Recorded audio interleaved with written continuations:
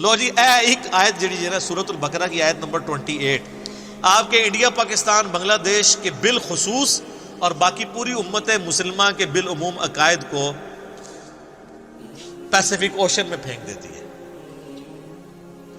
ڈر جاؤ اس دن سے، لا تجزی نفس عن نفس شیئا، جب کوئی جان کسی دوسرے جان کا بدلہ نہیں دے سکتی، ولا یقبل منہا شفاعہ، نہ کوئی دھونس کے ساتھ شفاعت کر سکتا ہے، ولا یؤخذ منہا عدل، نہ کسی سے کوئی معاوضہ قبول کیا جائے گا، ولا ہم ینصرون، اور نہ کوئی کسی کا مددگار بن سکے گا۔ چار چیزوں کا انکار آ گیا۔ اونٹ پیر تو اڑے کتنے گئے؟ تو بےچارے آپ کو ٹھیک ہی تو کہتے ہیں، آپ کیوں نہیں مانتے کہ قرآن دیس ڈائریکٹ نہیں پڑھنا گمراہ ہو جاؤ؟ بالکل ٹھیک کہہ رہے ہوتے ہیں۔ ان کی ڈاکٹرن میں آپ گمراہ ہو جائیں گے اور قرآن کی ڈاکٹرن میں ہدایت پہ آ جائیں گے۔ یہ بھی سورۃ الاعراف میں آیت آئے گی کہ جس کا گیئر الٹا لگ جائے، اللہ تعالیٰ فرماتا ہے اس کو ہدایت کا راستہ گمراہی نظر آتی ہے، گمراہی کا راستہ ہدایت نظر آتی ہے۔ اور اللہ سے ڈر جائیں اس معاملے میں کہ کسی شخص کو گمراہی ہدایت نظر آنا شروع ہو جائے اور ہدایت گمراہی۔ اور اسی چیز کو قرآن حکیم میں کئی جگہ کہا گیا ہے، شیطان نے ان کے برے اعمال ان کی نظروں میں سنوار دیے۔ اور یہ بڑا خطرناک معاملہ ہوتا ہے جب کہ شیطان انسان کو نیکی کے کام کروانا شروع کر دے نیکی کے نام کے اوپر، حالانکہ وہ ہو برائی کے کام۔ سلطانہ ڈاکو، بڑے اسمگلر، بڑے بڑے پراپرٹی ڈیلرز لوگوں کی زمینیں ہتھیا کے 1 لاکھ بندے کا دسترخوان چلا رہے، تو شیطان نے ان کے برے اعمال ان کی نظر میں سنوار دی۔ ان کو یہ حرام کا پیسہ کمانا نظر نہیں آ رہا، ان کو نظر آ رہا ہے کہ یار ہم اتنے غریبوں کو کھانا کھلا رہے ہیں۔ اچھا، یہ دنیا میں اس کی تعریف ہوگی، اللہ کے ہاں 0 سے ملٹیپلائی ہے۔ اللہ کو دھونس نہیں ہے نا، یہ روب تو آپ پہ چل سکتا ہے نا۔ اللہ کے لیے کوئی روب ہے کسی بندے نے 1 لاکھ کو کھلایا؟ سر، جو روزانہ لاکھوں ویل مچھلیوں کو کھانا کھلا رہا ہے پیسیفک کے اندر اور اٹلانٹک کے اندر، جو ایک چھوٹے ویل مچھلی کی جو ایک وقت کی خوراک 500 کلو گوشت ہے، آدھا ٹن ایک وقت کا چھوٹی ویل کھاتی ہے، جو ملینز آف ٹن گوشت لاکھوں ویلوں کو روزانہ کھلاتا ہے، اس کے سامنے 1 لاکھ کا دسترخوان تو ایک ویل مچھلی سے پورا ہو جاتا ہے۔ اس کو کوئی یہ کہے گا کہ نہیں میں 1 لاکھ بندے کو کھانا کھواتا تھا، اور کہاں سے کھلاتا تھا؟ اس کے دیے ہوئے میں سے، جو اللہ نے اس کو دینا تھا لیکن اس نے حرام کے طریقے سے لوٹا۔ مرنے سے پہلے اے مسلمان کر لے اس پہ غور، کتابوں کا خدا اور ہے، بابوں کا خدا اور۔ سر، قرآن کی ہر آیت کے بعد جیسے ایک گول دائرہ ڈلا ہوا ہے نا، ایک چھوٹا سا سٹیرک لگا کے نا سائڈ پہ یہ شعر لکھ دیا جائے اردو کے اندر، کم از کم پنچ کرے آپ کے دماغ کو۔ اور میں کہتا ہوں کہ سوائے سعودیہ کے اور عرب ملکوں کے کسی ملک میں قرآن بغیر ترجمے کے چھاپنا حرام ہونا چاہیے۔ یہ گورنمنٹ کا کام ہے۔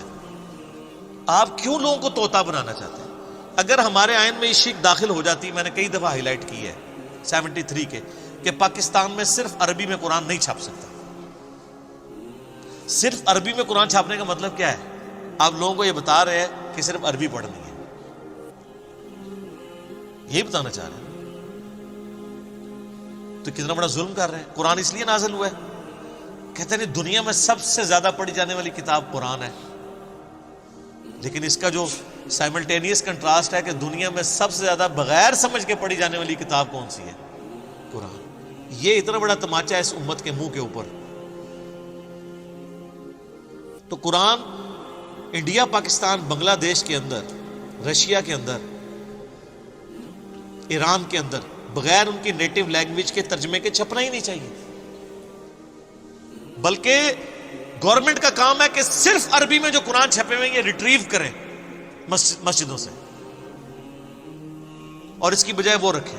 کتنا خرچہ ہو جاتا ہے۔ سعودیہ والے دیکھیں نا، جو بندہ حج عمرے پہ جاتا ہے، حج والوں کو تو وہ ایٹ لیسٹ قرآن پاک ان کی زبان میں دیتے ہیں۔ چائنیز آئے ہوئے ہیں تو چائنیز کو چائنیز لینگویج میں دیں گے، ملائی لینگویج میں دیں گے ملیشینز کو، پاکستانیوں کو اردو ترجمے والا دیتے ہیں۔ ہماری گورنمنٹ نہیں کر سکتی، کوئی خرچہ نہیں ہے۔ ایک مسجد میں کتنے قرآن زیادہ رکھے ہوتے ہیں؟ 15-20، اس سے زیادہ نہیں ہوتے۔ 15-20 قرآن تو ایک محلے میں لوگ خود خرید کے وہاں پہ رکھ سکتے ہیں ترجمے والے۔ صرف گورنمنٹ اس کے اوپر چلان کرنا شروع کر دے کہ بغیر ترجمے والا قرآن جس کی مسجد سے ملا اس مولوی کو اندر کریں گے۔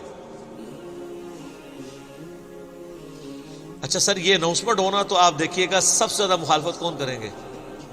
کیوں؟ علماء تو ٹھیکیدار ہیں، علماء کو تو خوش ہونا چاہیے کہ لوگ، وہ تو کہتے ہیں ہم اسلام کی خدمت کے لیے بیٹھے ہیں، یہ اسلام کی خدمت ہی ہے ترجمے والا قرآن ہو۔ ان کو پیڑ کیوں ہوگی، تکلیف کیوں ہوگی؟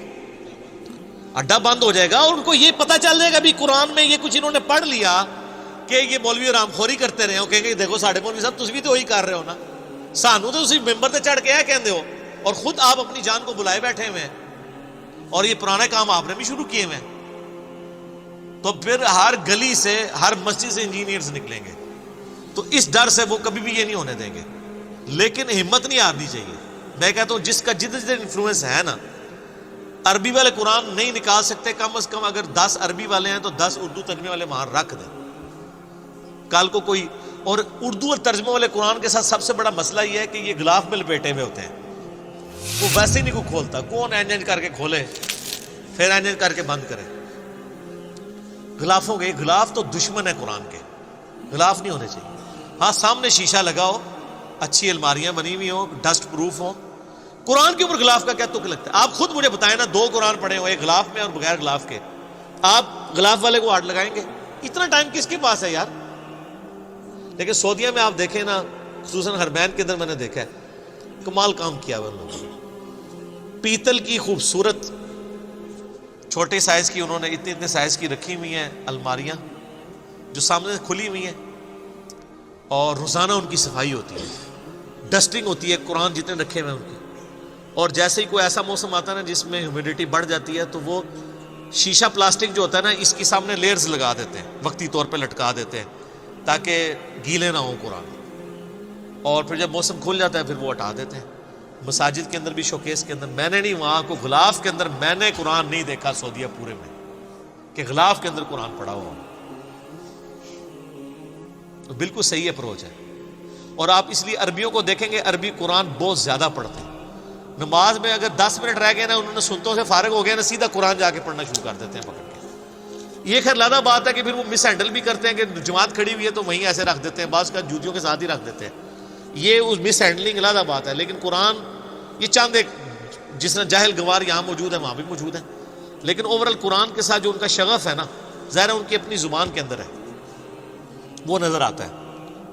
باقی پریکٹیکلی اگر آپ کہیں کہ ان کی زندگی میں کوئی فرق پڑا ہوا ہے تو وہ تو اسی وقت پڑے گا نا جب قرآن جو ہے وہ کبھی فزکس کی کتاب چومنے سے یا صرف تلاوت کرنے سے فزکس نہیں آپ کو آئے گی جب تک آپ اس کو سمجھیں گے نہیں۔ تو سر فزکس سمجھے بغیر نہیں آ سکتے، قرآن سمجھے بغیر کیسے آ سکتا ہے جب تک آپ اس کے اوپر تفکر نہیں کریں گے۔